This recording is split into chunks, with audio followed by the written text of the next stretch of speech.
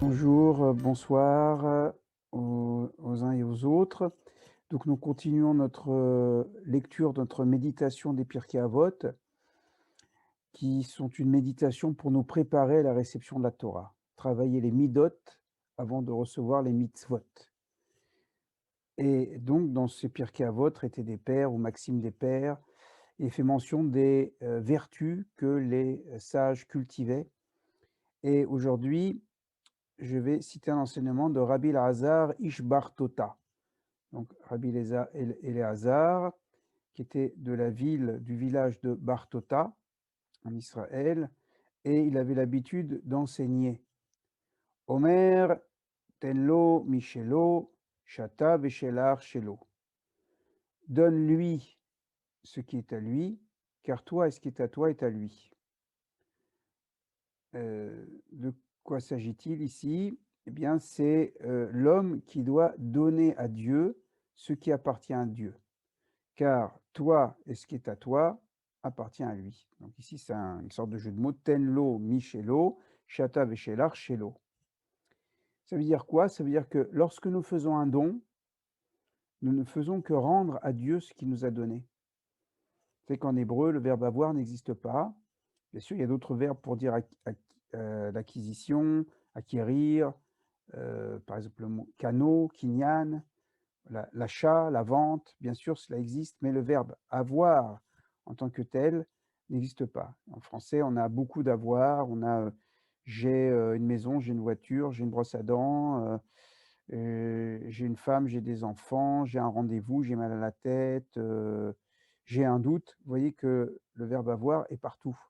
D'ailleurs, souvent, je propose à mes élèves ce petit exercice en état de conscience de supprimer le verbe avoir de la conversation. Vous allez voir, c'est très difficile. On est obligé de remplacer la possession par la relation. Pas j'ai un rendez-vous chez le médecin, mais je vais chez le médecin, etc., etc. Alors, ici, Rabbi Lazare dit oh, tel lo Michelo. Ce que tu possèdes, en fait, c'est à lui. Lorsque tu fais un don, tu ne fais que rendre à Dieu. Shata veshelar shelo. Car toi et ce qui est à toi est à lui. Une idée très importante. C'est-à-dire que l'homme a tendance à penser qu'il possède tout.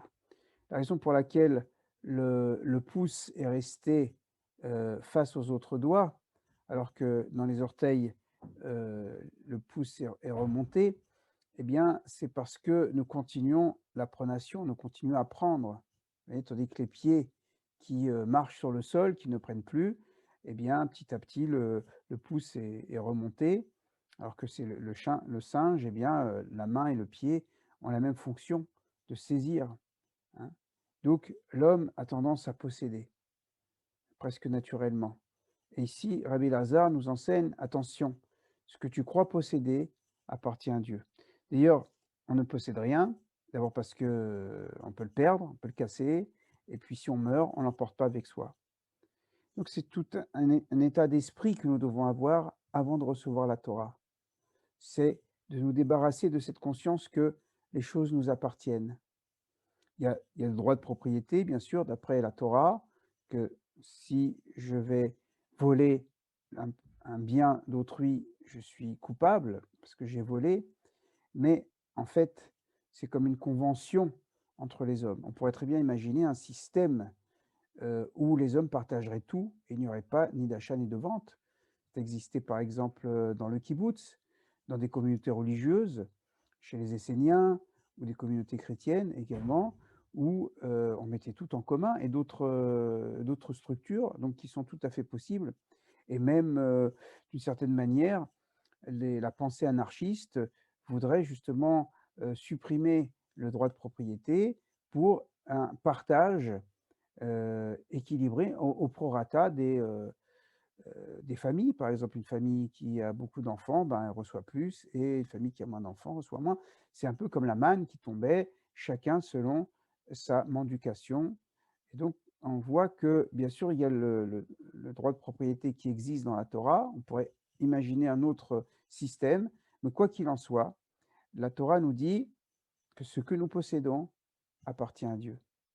Vechen David Omer, et également à propos de David, il est dit dans le livre des Chroniques, premier livre des Chroniques, chapitre 29, donc dernier livre de la Bible qui s'appelle Divrei Yamim, Chronique 1 et Chronique 2. Et là, on nous parle dans ce chapitre 29 de tous les objets qu'avait réalisé David pour le temple. Alors vous savez que David n'a pas pu construire le temple parce qu'il a versé le sang, d'après le texte des Chroniques justement, et Dieu lui a interdit parce que cette maison devait être appelée une maison de prière pour tous les peuples et il n'était pas possible qu'un guerrier, fût-il David, qui a versé le sang, puisse construire la maison de paix. Vous voyez, c'est une leçon d'une grande actualité. Faire la guerre au nom de Dieu pour instaurer le royaume de Dieu, non, c'est pas comme ça, c'est à travers la paix. Et David, malgré cet interdit de construire le temple, eh bien, a réalisé les objets du temple. Donc il a apporté de l'or, de l'argent, du cuivre, des tentures, des pierres précieuses. Il a même encouragé le peuple à donner et il fait une grande prière. Vous regarderez ce chapitre 29, qui est une très belle prière de David, et il dit au peuple que finalement, ce que vous donnez, c'est ce qui appartient à l'Éternel. Ki mimecha akol umiyadecha natanu lach. Et voilà la preuve de Rabbi Lazare que tout appartient à Dieu et que tout est rendu à Dieu, car tout vient de toi. Ki mimecha akol umiyadecha natanu lach. Et c'est de ta main que nous te donnons. Voilà. Donc, c'est un autre rapport que nous devons avoir à la possession, et c'est une manière aussi de se déposséder déjà dans notre esprit, et aussi de nous ouvrir à la tzedaka, pour aider les nécessiteux, la communauté, etc. Et nous préparer ainsi à mieux recevoir la Torah. Voilà, à très bientôt. Je vous souhaite une bonne soirée, au revoir, ou une bonne journée. Au revoir.